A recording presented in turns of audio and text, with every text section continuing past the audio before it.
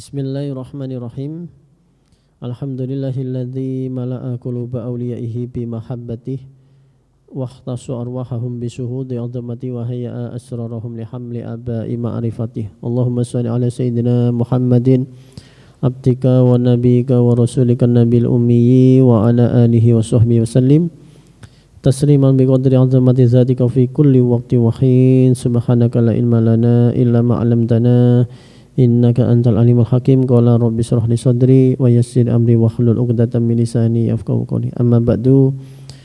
Hadratul muhtaramin, para alim, para ulama, para asatid, segenap jamaah salat maghrib Masjid Ar-Raudhah yang dirahmati Allah Subhanahu wa taala. Alhamdulillah malam ini kita bisa untuk kembali melanjutkan wirid kita, melanjutkan istiqomahan kita untuk mengkaji kitab Risalatul Mu'awanah ya, setiap Selasa malam Rabu. Mudah-mudahan apa yang kita pelajari dari kitab ini membawa manfaat, barokah fid dini wa dunya hatal akhirah. Amin ya rabbal alamin.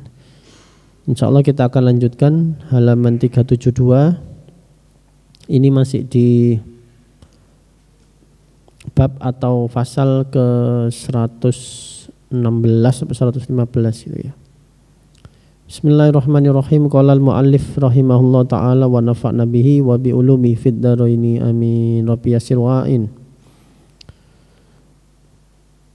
Wa qala alaihi salatu wassalam al-kalimatut thayyibatu shadaqatun. Nabi bersabda, kalimat atau ucapan yang baik itu merupakan sebuah sedekah. Jadi sedekah itu memang intinya adalah kebaikan ya, secara luas, dalam makna luas. Sedekah tidak harus berupa menafkahkan harta, memberikan uang, sembako kepada orang lain.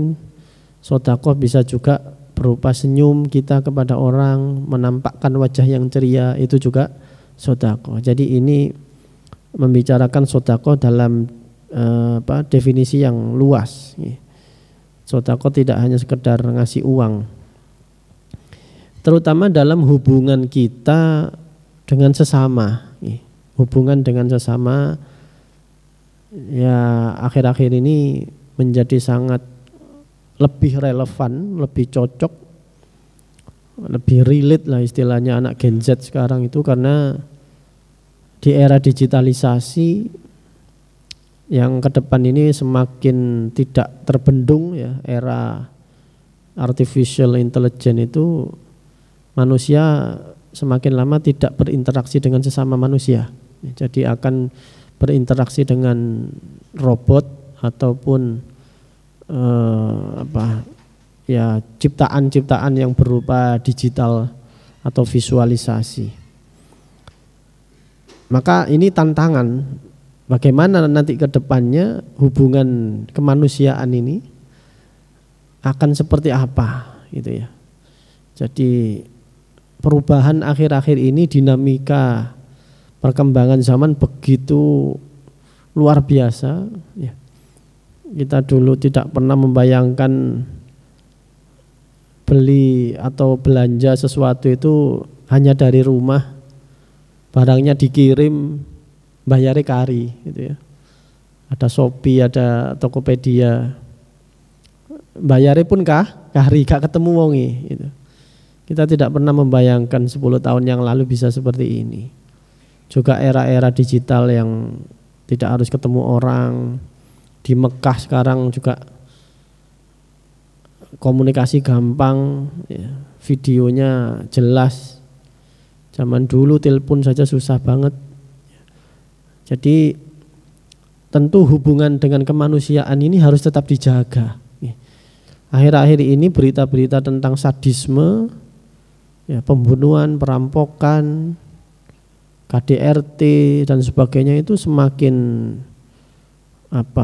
banyak, karena hubungan kemanusiaan ini menjadi semakin terkikis ya. Akibat orang, salah satu faktornya adalah orang semakin individualis. Nah, individualisnya itu salah satunya adalah dengan kehidupan yang modern sekarang ini. Bismillahirrahmanirrahim. Jadi kalimat yang baik itu adalah sebuah sodaqah. Kalau mau diterjemahkan secara era digital ya, postingan yang baik itu sodaqah. Kalau jenengan status di WA, status yang baik, informatif, edukatif, ya, berupa informasi, lowongan kerja, baik. Daripada nyetatus tapi sambat misalnya. Sambat kok nang status WA gitu kan.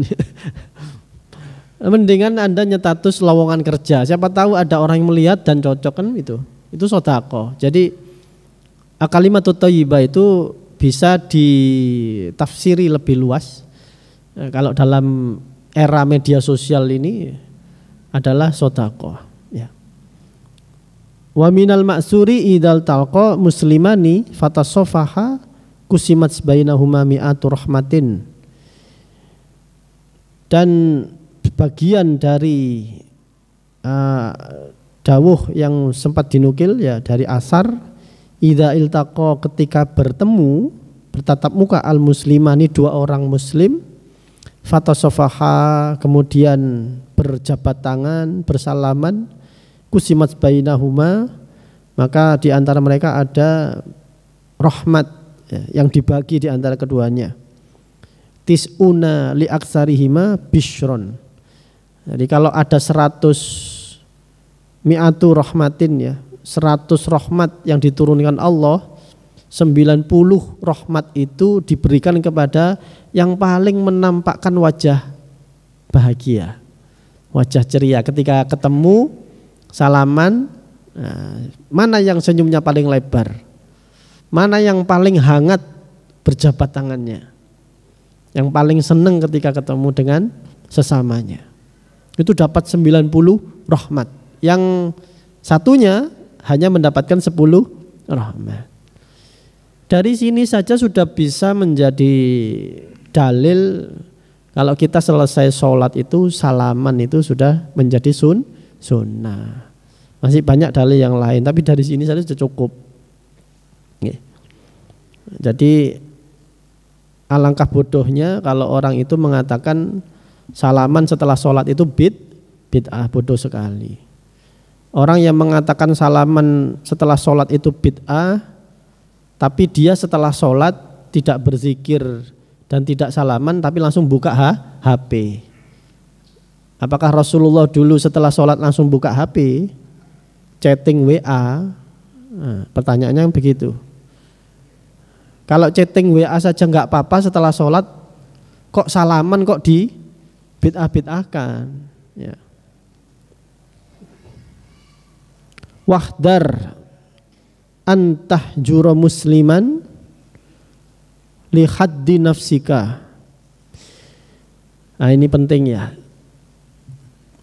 Takutlah, hati-hatilah kalau kita itu mendiamkan orang Islam li haddi nafsika karena kepentingan kita. Jadi karena kita tersinggung, urusan pribadi lah. Mendiamkan orang, tadi nggak ngomong, nggak nyopo. Ya kalau emang nggak kenal sih nggak apa-apa, memang nggak kenal. Tapi awalnya akrab, awalnya guyon, itu yang menjadi perhatian agama ya. Awalnya akrab, guyon, serawung, tapi habis itu karena ada kecentoknya, akhirnya menjadi tidak bicara satu sama lain ya, tidak bertegur sapa. Nah ini yang dimaksud itu. Hati-hati, takutlah untuk mendiamkan orang Islam karena kepentingan diri kita. Kitanya tersinggung secara pribadi. Fa in iqtadatil maslahat diniyah hajrahu. Kalau atau dikecualikan ya, ada unsur maslahat yang bersifat keagamaan dengan mendiamkan itu, maka atau sebaliknya ya, dengan kita menuruti kepentingan pribadi ya, kita mendiamkan orang itu, kepentingan agama, maslahatan agama menjadi tersingkirkan hanya karena pribadi ya. Gak cocok dalam panitia apa misalnya Maulid Nabi ya, gak cocok ayel-ayelan nang nggone rapat ya, terus mari ngono akhirnya gak wawu. Nah karena gak wawu iki akhirnya acara ibu buyar. Nah, naudzubillah hal-hal seperti itu ya. Jadi karena gak cocok secara pribadi, karena beda pendapat pribadi, terus acaranya bubar.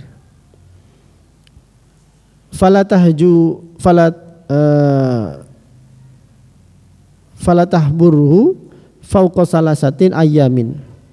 Kalau memang ukurannya memang kita ini lagi bentet ya, lagi gak wawu sama orang, falatahjurhu jangan mendiamkan fauqa salasati ayamin, di atas atau lebih dari 3 hari.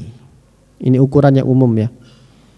Wa qala alaihi salatu wassalam man hajara akhahu fauqa salasin adkhalahu Allahun nar illa ayatadarakahu Allahu bi rahmatih.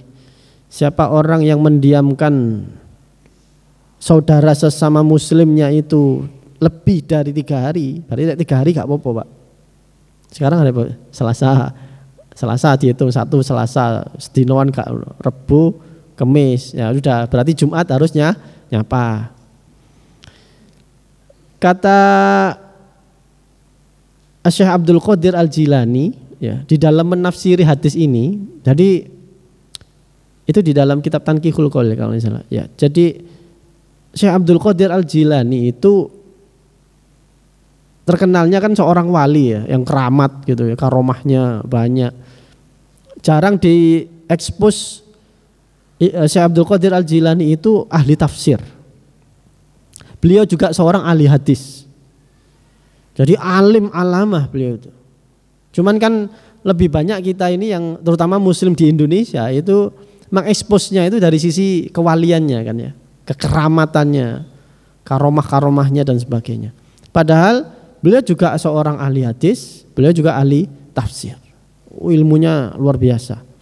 Nah, itu dia beliau maksud saya itu ketika menafsiri hadis ini, yaitu orang yang mendiamkan saudaranya ya 3 hari itu boleh. Nanti misalnya hari keempatnya untuk supaya putus ya, jangan sampai berlanjut lebih dari 3 hari, diucapkan salam. Uluk salam. Assalamualaikum, waalaikumsalam, tinggal sepeda motoran. Tadi sudah putus ya, karena sik mangkel, nggak apa-apa. Karena kan sik mangkel. Nah, memutusnya itu dengan ucapkan salam. Jadi, loh, wong iki, oh iya telung dino. Assalamualaikum. Tadi langsung ditinggal. Apa? Assalamualaikum itu sudah merupakan tegur sapa bahkan mendoakan. Nanti itu Jumat, ya sudah 3 hari lagi sik mangkel lagi nggak apa-apa. Jadi memang agama ini menyediakan waktu 3 hari. Ya, cara mutusnya begitu. Jadi memang kata Syekh Abdul Qadir Jilani kalau memang masih mangkel, ojo dilanjut, ojo nerus, harus ada apa? Putusnya. Loh biasa loh Pak, namanya orang itu mesti ono mangkel mbek wong terus wis lumrah. Panjenengan pasti kan ya. Wake tambahan. Jadi mohon maaf. Rasulullah sendiri baginda Nabi itu juga pernah nggak enak sama orang. Jadi nek ketemu itu mangkel gitu. Sampai kalau bisa nggak usah nongol di hadapan saya dulu lah, kira-kira begitu. Yaitu Wahsy ya, namanya Wahsy yang membunuh paman beliau Sayyid Hamzah bin Abdul Muthalib. Itu kenapa? Karena saking cintanya, saking sayangnya baginda Nabi pada pamannya yang selama ini menemani hijrah. Kalau pamannya yang Abu Thalib kan sudah meninggal ketika di Mekah, belum hijrah. Sayyid Hamzah itu mengawal terus ya, sampai hijrah, sampai membantu bahkan menjadi salah satu pemanah ulung di dalam berbagai perang gitu. Nah, ketika perang Uhud, Sayyid Hamzah itu terbunuh oleh Wahsy itu. Dan tragis ya, jasad beliau itu gampangannya ya apa ya, seperti banyak luka gitulah ya, banyak darah, banyak luka. jantungnya sampai diambil oleh istrinya siapa? Hindun itu ya, yang mau menelan jantungnya itu sampai, ya begitulah intinya. Perlakuan orang kalau perang itu zaman dulu, enggak tahu kalau sekarang. Zaman dulu orang kalau perang itu kalau sudah dia ngincer satu orang, ya, nanti kita ketemu ya di medan perang. Oke, nanti siapa yang kalah itu pasti ada ekspresi glorifikasi ya. Perayaannya itu mangan dagingnya atau minum darahnya atau ada organnya yang dijadikan, ya inilah. Saya juga bukan akan nonton film thriller gitu ya. Jadi akhirnya kondisi jenazahnya itu mengenaskan, gampangnya gitu ya, Said Hamzah itu. Sehingga Rasulullah itu selain sayangnya terpukul sekali ya, melihat pamannya yang disayang itu diperlakukan seperti itu, jasadnya itu terpukul sekali. Nah, yang membunuh itu adalah Wahsy, waktu itu Wahsy. Lah kok dilalah nih, saking mangkelnya Wahsy ini ternyata masuk Islam gitu. Beliau bersyahadat. Ya nggak apa-apa, ya tetap diterima. Ya, tetap diterima walaupun Rasulullah masih marah, itu tetap diterima Wahsy. Tapi kata Nabi, kowe ojo cedek-cedek masjidku sik ya. Jadi ojo ngetok nang aku dhisik. Aku sik mangkel nek awakmu. Aku nek ndelok awakmu iku eling-eling Said Hamzah, eling-eling pamanku. Jadi sik mangkel. Artinya apa? Ya wajar Pak nggih. Kalau kita itu kadang sik mangkel mbek wong, sik ono rasa gak enak gitu. Cuman ya itu tadi, nggih. Ada agama ini memberikan tenggat waktu, nggih, 3 hari. Kata Syekh Abdul Qadir Al-Jilani, nek 3 dino sik kurang, tetap harus diputus tadi. Ya dengan uluk salam nek ketemu. Salam tok ae, ojo sebut jenenge. Kadang nyebut jenenge tok mangkel sih kan. Jadi uluk salam. Assalamualaikum. Tapi ambek encep. Nah, tapi sudah lepas dari keharuman itu tadi. Untuk tidak menyapa atau berbicara selama 3 hari. Bismillahirrahmanirrahim. Wa mahallu hadza idza kanal ajru lita'dibi, dan tempatnya, kondisinya hal-hal seperti ini ya. Batas 3 hari itu idza kana al-hajru lita'dibi, karena mendiamkannya itu maksud untuk mendidik ya, mendidik orang itu. Jadi bukan karena sentimen pribadi tapi mendidik. Fa amma idza kana li asarihi batilan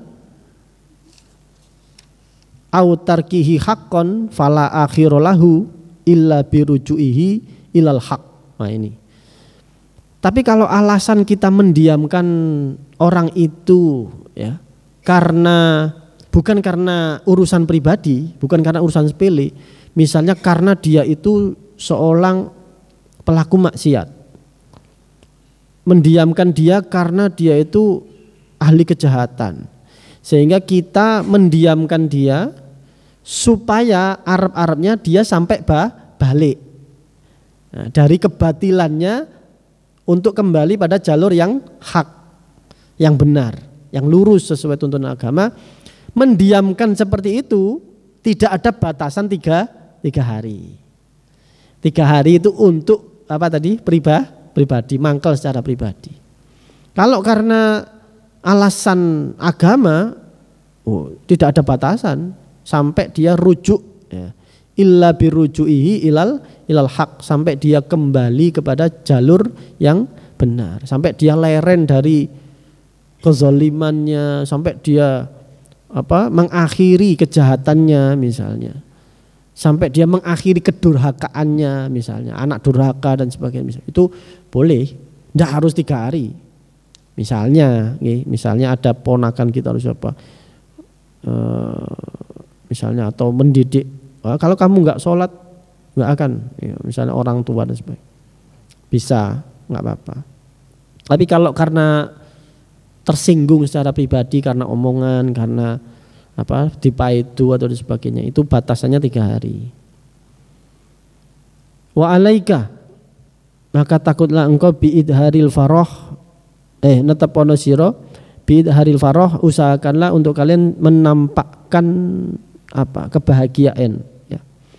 Wal istibsyari, dan kebungahan, happy, senang, tampakkan bikulli ma yatajaddadu lil muslimina. Di dalam kondisi di dalam setiap ada saudara muslim kita itu mendapatkan sesuatu yang baru ya. Minal musari, yang itu kabar yang menggembirakan ya. Ada teman kita, tetangga kita, saudara kita mendapat kabar gembira, mendapatkan sesuatu yang baru yang menggembirakan. Kanuzuli amtor, seperti di daerahnya turun hujan. Nah, akhir-akhir ini kita kan panas ya. Jadi ketika ada hujan seneng. Umpama di Gedangan itu gak udan-udan blas ya. Ternyata ada teman kita dari Malang telepon tempat saya hujan. Dia senang di sana, gembira. Alhamdulillah, kita ikut gembira, harus ikut senang.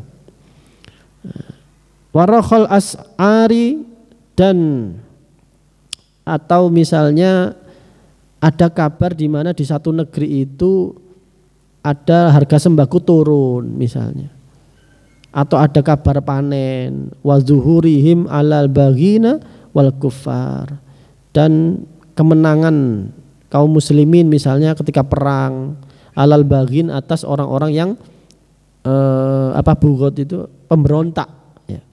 Alal baghin, jadi wal kufar, dan orang-orang kafir. Jadi dulu, zaman dulu orang-orang itu pergi berperang, terus pulang ada kabar bahwa menang. Lah kita harus menampakkan alhamdulillah, melu seneng. Terus malah kuali ya. Ada saudaranya muslim dapat sesuatu yang menggembirakan, kita susah. Jadi SMS. Susah melihat orang senang, senang melihat orang susah, SMS. Itu yang bahaya itu ya. Awal mula permusuhan, awal mula keretakan hubungannya di situ, SMS itu. Untung sekarang sudah enggak SMS, WhatsApp sekarang. Wa alaika, dan netepono sira bil khuzni wal ihtimami bisababi ma yanzilu bihim minal balaya wal waba wal ghala wal fitan. Tunjukkan rasa susah, prihatin kalau ada saudara kita yang tertimpa musibah, bencana, ghala, krisis ekonomi ya, harga pangan yang melambung karena mungkin stok beras di Bulog menipis, akhirnya di pasar-pasar menjadi mahal. Kita pun harus, pasarku murah, pasarku larang dan sebagainya. Iya, tadi harus nampakkan kesusahan. Orang kita bukan menampakkan empati, malah malah manas-manasi. Nenggonku enak bupatine, enak. Apa hubungan mbek bupati? Jadi sampai malah ngiming-ngiming ya, sampai manas-manasi. Bukan seperti itu. Jadi masih ingat hikayatnya, ada seorang wali di Baghdad yang punya toko ya. Tokonya itu di pasar itu tokonya terbakar semuanya, stand di pasar Baghdad. Tiba-tiba beliau tidak di pasar, pas di rumah dikabari sama orang, wahai Syekh, pasar ini sedang terbakar. Tapi anehnya Syekh, stand panjenengan itu tidak terbakar, padahal di tengah-tengah. Spontan orangnya, alhamdulillah. Nah, itu langsung ditegur sama Allah. Malam harinya aulia seorang wali ini, beberapa hari, kalau nggak salah di kitabnya itu diterangkan, beberapa hari setelahnya orang itu tidak bisa tahajud, Pak. Setelah setelah katakanlah muhasabah ya, diintrospeksi, kenapa ya saya? Terus dia munajat kepada Allah, jungkung, tobat, minta ampun. Sama akhirnya ada ilham, beliau dapat ilham bahwa dia itu tidak bisa tahajud sekian hari itu karena hukuman pada saat ada kebakaran, dia justru bergembira di saat orang lain susah. Jadi hati-hati. Yang lain terbakar, dia sendiri tokonya itu utuh, setannya itu utuh. Wah kalau kita, wah gak terima seneng, diposting, cek ketok koyok duwe karomah. Jadi itu ndak boleh. Jadi itu pernah terjadi dulu. Kiai Ahmad Asrori itu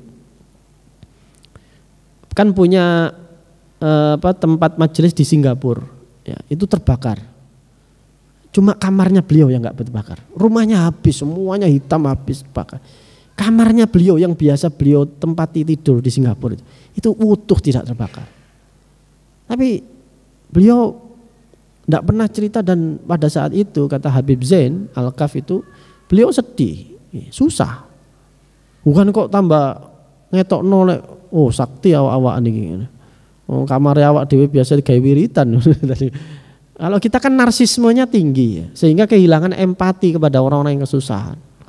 Janganlah seperti itu ya. Kalau ada daerah lain kebanjiran, jangan malah nyetatus alhamdulillah gedangan aman.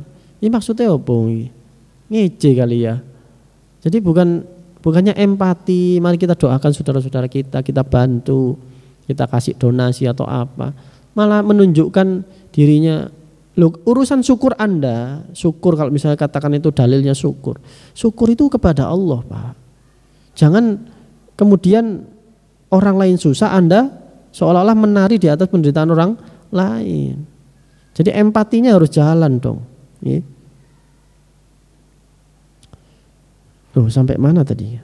Oh ini, Bismillahirrahmanirrahim. Jadi kalau ada saudara muslim yang terkena bencana, kesusahan, krisis, ada fitnah sedang merebak di sana, harus kita tunjukkan rasa empati ya, ikut susah. Jadi empati, apa bedanya empati sama simpati? Hah? Kalau simpati itu Telkomsel, kalau empati itu XL gitu ya. Jadi kalau simpati itu kita cuma ngerti. Jadi I know how you feel. Saya tahu apa yang kamu rasakan. Ya, ngerti aja, tapi nggak ikut merasakan. Tapi kalau empati itu I feel how you feel. Jadi sekali-kali ngaji nggak bahasa Inggris gitu ya. Jadi kalau empati I feel how you feel. Saya merasakan apa yang kamu rasakan. Nah itu harus ada empatinya, gak sekedar simpati. Kalau simpati itu saya ngerti. Jadi ada orang datang kepada kita, kabar kepada kita, orang tua teman kita meninggal. Kalau orang tua kita alhamdulillah masih utuh ya Pak ya, kita itu masih simpati sebenarnya. Karena apa? Ya kita cuma sekedar ngerti, yo sopo sih nggak susah, bapaknya nggak ada, ibunya yang dulu merawat dan sebagainya, pasti sedih lah. Nah, itu cuma mengerti. Tapi beda soal kalau ada kabar duka, lalu orang tua kita kebetulan salah satu atau dua-duanya sudah nggak ada. Itu tidak sekedar simpati, tapi empati. Saya merasakan apa yang panjenengan rasakan. Saya dulu juga merasakan bagaimana orang tua saya ketika meninggal itu, Masya Allah, berat sekali. Jadi merasakan ya, ikut merasakan, itu empati. Siapa sih yang nggak pernah sakit, ya kan? Kita semua pernah sakit tuh. Kalau ada kabar sakit, ya usahakan empati. Ya Allah sakit, susah orang sakit itu. Sudah nggak bisa aktivitas, nggak bisa kerja, tunjukkan empatinya. Nah hal-hal yang kita pernah ngalami, siapa sih yang nggak pernah kena bencana, bala? Kita pasti pernah, mungkin dalam derajat yang berbeda tapi ya. Tapi pernah kan kena musibah kan pernah. Entah itu cuma jatuh naik sepeda motor atau pernah kecelakaan atau pernah, intinya kan pernah ya. Orang kena bencana, kena musibah itu susah. Gitu. Jangan ditambahi dengan kita ini seolah-olah malah bukannya meringankan, malah mengata-ngatain atau membahasnya dulu gembira atas musibah orang lain. Nah, di era yang seperti ini, era yang sudah digitalisasi, yang individual, serba virtual, mungkin rasa empati itu mulai juga semakin terkikis. Sudah nantinya orang tidak lagi bekerja, pekerjaan itu mulai diambil oleh robot. Sudah mulai terasa banyak bank-bank besar di Eropa tutup karena frontlinernya sudah nggak pakai frontliner, jadi cetak atau daftar akun bank itu lewat online, sudah tidak ada buku tabungan, ya. Semuanya dari HP, dari rumah, juga tidak perlu datang ke bank, tanda tangan juga virtual, jadi semuanya serba tidak berinteraksi dengan orang. Jadi kita lama-lama berinteraksi dengan handphone itu, sehingga rasa kemanusiaan itu juga akan semakin terkikis. Nah, ini tantangan berat, ya, tantangan berat di era AI. Apa AI itu? Artificial Intelligence tadi, ya. Dan ini 10 tahun ke depan diperkirakan agama akan semakin mendapat tantangan turbulensi yang luar biasa. 10 tahun ini saja era media sosial kita sudah kelabakan sekali, ya. Kita sudah banyak ulama-ulama, kiai-kiai kita keteteran, ya. Karena dengan adanya medsos ini serangannya bertubi-tubi dari segala arah, ya.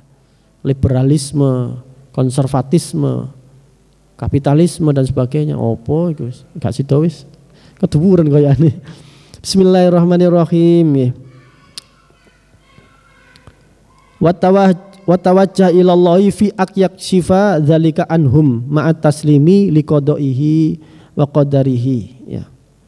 Dan madhab, ya, kita menghadap tawajuh kepada Allah fi ayak syifa, ketika kita berharap untuk supaya menghilangkan dzalika anhum, ya, balak, bencana, kesusahan yang menimpa mereka, ma'at taslimi, dengan kita taslim, ya, pasrah. Di satu sisi juga harus pasrah, tidak boleh larut di dalam kesedihan kenemenen, ya juga nggak bagus.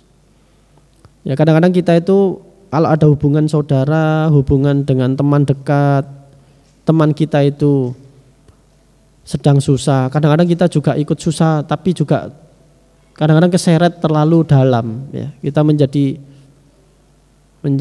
kurang taslim, bahwa semua orang itu memang punya nasib dan garis takdirnya sendiri-sendiri. Jadi segala sesuatu itu harus tengah-tengah.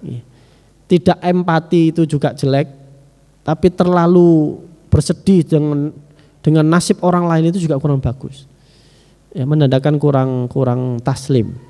Jadi segala hal di dalam agama Islam itu harus adil, wasatiyah, iktisodiyah. Nah, jadi adil, tawassut atau wasatiyah, iktisod, tengah-tengah, sedengan. Itu pasti yang lurus agama ini. Nah, terlalu larut akhirnya kok sesuai nyalahno takdir. Gitu. Larutnya ke sana bahayanya. Kenapa sih, ya, kok seperti ini nasibnya bangsa ini dan sebagainya. Ya, silakan empati, tapi jangan mempertanyakan takdir. Itu terjadi dulu ketika ada seorang ulama wali besar, ketika peristiwa pasukan Mongol itu, cucunya Genghis Khan itu, ya, memimpin masuk ke Baghdad. Waktu itu khalifahnya ini, khalifah terakhir Abbasiyah itu, sampai hartanya itu diminta oleh orang-orang Mongol itu ditumpuk, ya, emas, permata dan sebagainya. Kekayaan dinasti Abbasiyah itu menjadi bukit, Pak. Jadi bukan ditumpuk kayak di tas gitu, ya, emas batangan apa. Ternyata khalifah dinasti Abbasiyah itu menggali di bawah tanah itu, di bunker itu ada emas batangan itu, kalau ditumpuk itu setinggi bukit gunung di Timur Tengah. Dan itu diambil semua oleh orang-orang pasukan Tartar Mongol. Akhirnya saking marahnya semua wanita dibunuh, anak-anak dibunuh. Al-Quran itu dikalungkan di, mohon maaf, di anjing. Kitab-kitab apa namanya dulu itu, Baitul Hikmah ya, perpustakaan pusat ilmu itu dibakar habis. Kitab-kitab dibakar habis, ulama-ulama dibunuh semuanya pada peristiwa itu. Ada seorang wali itu sampai karena larut di dalam apa namanya kejadian yang seperti itu yang sangat memilukan dalam sejarah Islam. Sampai ya Allah, beliau melihat ini loh ya Allah, Al-Qur'anmu, kalammu dikalungkan di lehernya anjing. Darah manusia mengalir di mana-mana. Jadi dia larut akhirnya seolah-olah mempertanyakan takdir. Nah, hati-hati ya, hati-hati. Empati, kesedihan yang berlebihan itu bisa mengantarkan kita terjerumus pada tidak taslim kepada qada dan qadarnya Allah. Hati-hati. Jadi boleh kita sedih, ada keluarga kita meninggal, silahkan nangis, enggak apa-apa. Asalkan tidak sampai bengok, mencakar-cakar dan memecahkan piring dan sebagainya, gulung-gulung enggak boleh. Jadi ada batasannya, silahkan sedih boleh. Tapi jangan sampai kita tidak taslim, ya, berpasrah pada qada dan qadarnya Allah. Akhirnya wali itu disenggerang sama Allah dalam tanda kutip ya. Siapa kamu kok mempertanyakan takdir saya, kata Allah. Apakah kamu meyakini bahwa peristiwa ini tidak ada hikmahnya sama sekali? Apakah saya berbuat mentakdirkan sesuatu itu tidak ada maksudnya? Langsung wali ini, aulia ini langsung ya, jungkung minta maaf kepada Allah. Peristiwa di mana Baghdad itu dihancurkan oleh pasukan Tartar dari Mongol. Siapa yang tidak memilukan ya? Nah ini jadi kebiasaan kita untuk mujahadah riyadhah, melatih hati kita untuk selalu berada di tengah-tengah. Jangan senang berlebihan, jangan juga sedih berlebihan. Kembali, mau turun berlebihan sedihnya, kembali ke tengah. Terlalu gembira juga tidak bagus. Agama ini juga melarang terlalu euforia. Ketika terlalu euforia, terlalu gembira itu nanti ujung-ujungnya maksiat. Ya, lalai dari Allah. Dia akan terhijab dari Allah. Kembali lagi, seneng biasa saja, susah juga biasa saja. Biasa. Ya angel memang. Makanya mujahadah itu seumur hidup. Tidak sekedar ngaji setengah jam. Habis maghrib sudah langsung jadi orang yang ahli riyadhah dan ahli mujahadah. Ya, mujahadah itu dengan puasa, riyadhah dengan zikir, tirakat, ya, mengurangi makan, mengurangi wisata kuliner. Itu riyadhah. Mengurangi posting yang enggak penting di media sosial itu riyadhah. Itu riyadhah kita di era digitalisasi sekarang. Bismillahirrahmanirrahim. Sudah isya habis? 1 menit ya sudah. Wallahu alam bisawab. Ngapunten nggih. Insyaallah kita akan lanjutkan di pertemuan berikutnya. Mudah-mudahan sedikit apa yang kami sampaikan di majelis malam ini ada nurnya, ada sirinya, ada hikmahnya di hati kita semua, bisa mengembalikan jalur kemanusiaan kita sesuai dengan tuntunan agama baginda Nabi Muhammad sallallahu alaihi wasallam. Rabbi fanfa'na bi barakatihim wahdinal husna bi hurmatihim wa amitna fi tariqatihim wa mu'afatin minal fitani. Rabbi fanfa'na bi barakatihim wahdinal husna bi hurmatihim wa amitna fi tariqatihim wa mu'afatin minal fitani. Rabbi fanfa'na bi barakatihim wahdinal husna بحرمتهم وأمتنا في طريقتهم ومعافاة من الفتن. بسم الله الرحمن الرحيم.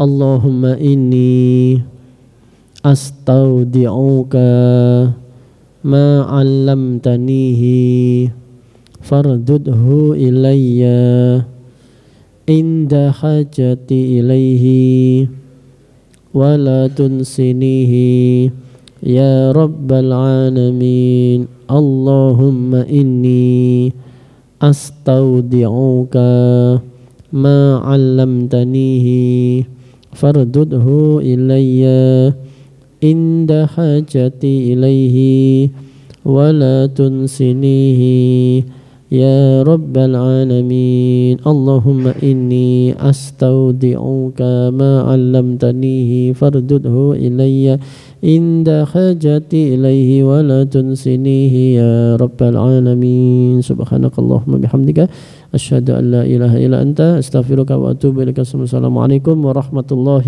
وبركاته.